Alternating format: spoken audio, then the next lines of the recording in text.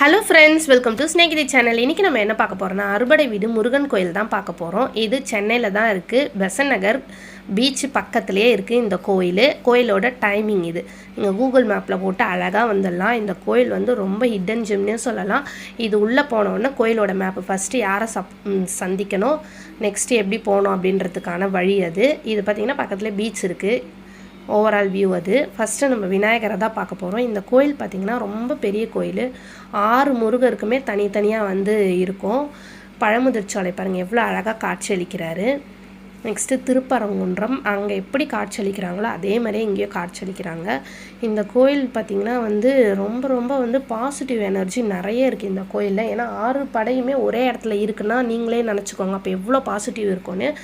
நிறைய டைம்ஸில் வந்து இந்த கோயிலுக்கு போயிட்டு வந்தாலே வந்து நமக்கே ஒரு பாசிட்டிவ் எனர்ஜி கிடைக்கும். அதை நாங்களுமே வந்து ஃபீல் பண்ணியிருக்கிறோம்.